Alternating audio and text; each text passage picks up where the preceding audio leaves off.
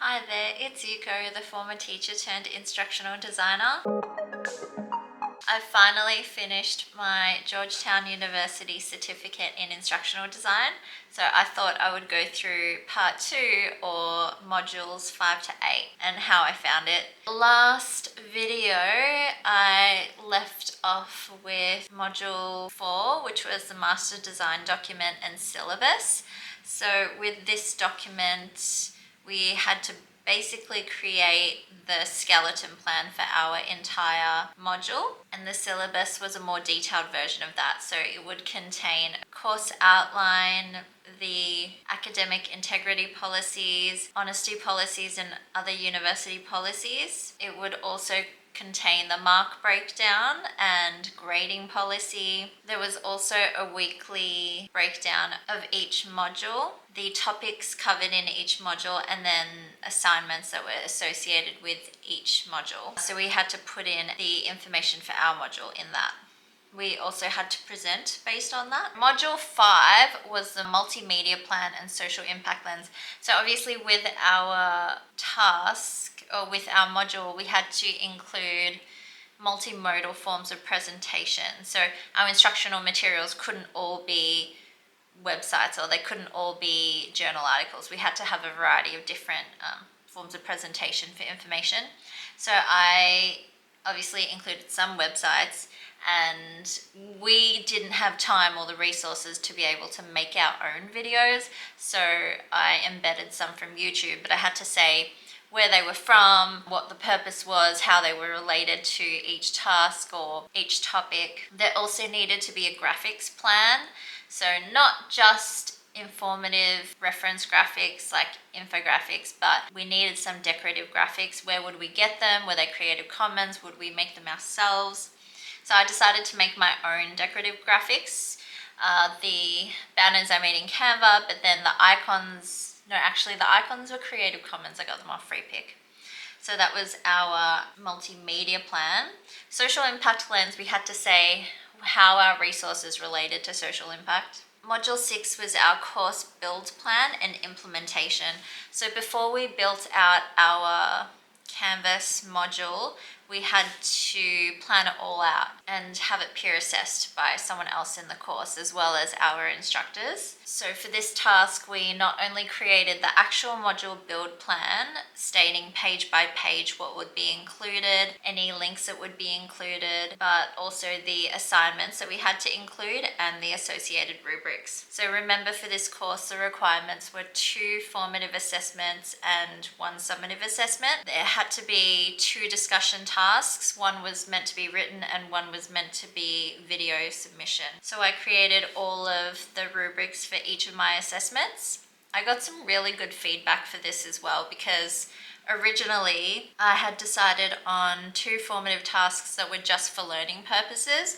One of them, the part 1 of the discussion, was meant to be in preparation for part 2 of the discussion, but then I said it would be ungraded. I also said it was a hurdle task, same as my knowledge check. So my knowledge check wasn't just a quiz, it was a word cloud and a reflection. But my instructor gave me some really good feedback, and he said, while this is a good idea in theory, we've got to be careful, because in higher ed even, if you say that something is ungraded, people just won't do it. So then I said, okay, I'm going to make it a hurdle task.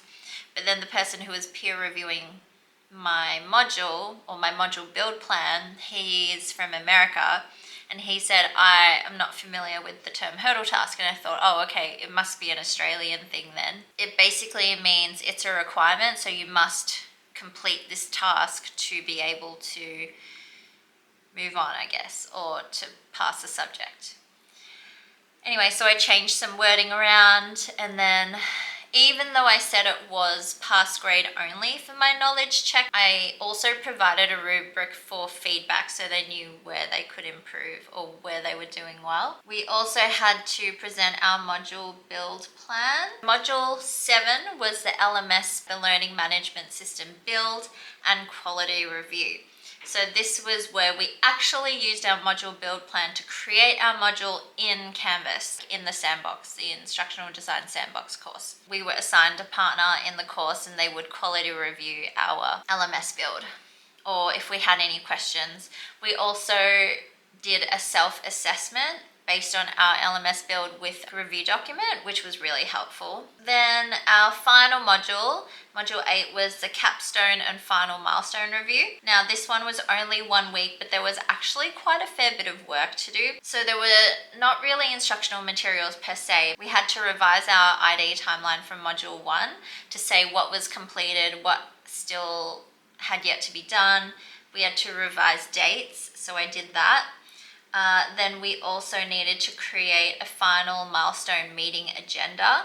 So I basically duplicated our original kickoff meeting agenda, but changed the dates around and said what still needed to be done. Then we had to present our final milestone progress. So we were only given 10 minutes, so that was quite short, and we had to cover a lot of things.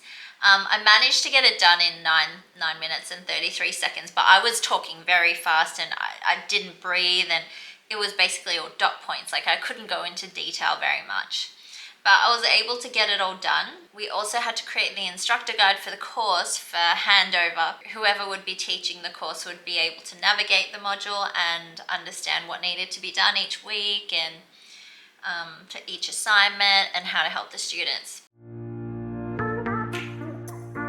So TLDR, overall I found this course very interesting and worthwhile. I got a lot of experience creating modules and lessons in Canvas by Instructure, so I really liked that.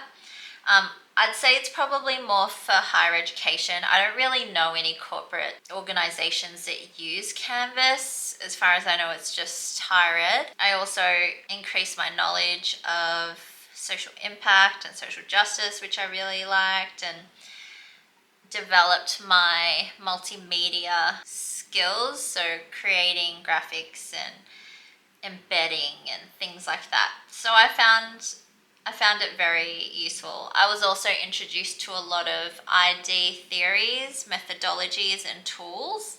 So I really liked that as well. Overall, if you're thinking about doing this Georgetown University Certificate in Instructional Design, I'd say definitely go for it. I found it really engaging and useful, and I do feel prepared for the workforce.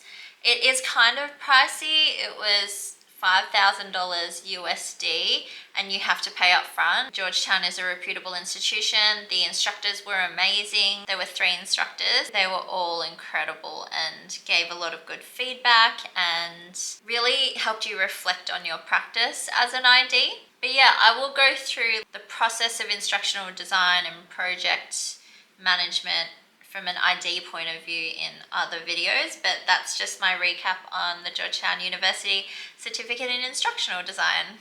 If you like this video, then please check out the part 1 where I go through modules 1 to 4 or 1 to 3, and check out my other videos. If you have any questions or comments, let me know in the comment box below. But yeah, if you like this video, then please like and subscribe and follow along.